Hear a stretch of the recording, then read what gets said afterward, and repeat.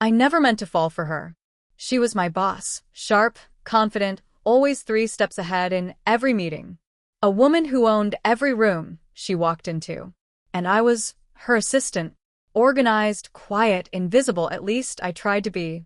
But something happened between us. Something soft. Unspoken. The kind of connection that lingers in glances, not words. It started with coffee. She never drank it from the kitchen. Only from that little French place across the street. One morning, I brought her favorite without being asked. She looked up, surprised. You remembered? I nodded, brushing it off. But her smile lingered longer than usual. Meetings turned into moments. She'd lean a little closer than necessary. Her fingers would brush mine when she handed me files. And when our eyes met across the conference room, everything else faded. One Friday evening, we worked late. Everyone had gone. The office was quiet except for the rain tapping the windows and the hum of her playlist, soft jazz, moody and rich. I brought her a file, and she said, "You always know what I need before I ask." I froze. There was something in her voice.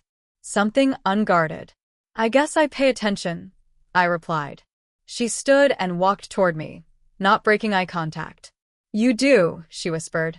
"More than anyone else." The tension crackled. I could feel the air shift. Like we'd stepped into a moment we couldn't walk back from. "I don't want to make things uncomfortable," I said quietly. Her hand found mine. "You haven't," she replied. "But I've been pretending you don't make my heart race." "I'm tired of pretending." She kissed me. It wasn't wild or rushed. It was slow, gentle, the kind of kiss that asks for permission and gives it too. That night didn't change everything on the outside. We were still boss and assistant by day, still professional, still discreet. But in the in-between moments, when no one else was looking, there was magic. Brushed fingers under the desk. Secret smiles in elevators. Stolen kisses behind office doors. We weren't reckless. We were real. And with every look, every shared silence, I realized something. This wasn't a crush. It was connection. Not built on power or danger, but trust. A bond that bloomed not in chaos, but in calm. Eventually, she asked me to dinner, not as her assistant, but as someone she wanted more from.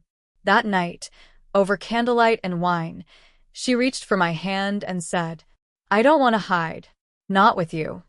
It wasn't easy. Office rumors swirled. People speculated. But we didn't care. Because what we had was rare. Soft but fierce. Delicate but undeniable. And sometimes, love doesn't need fireworks. Sometimes, it's found in the quiet. In the space between two people who just know.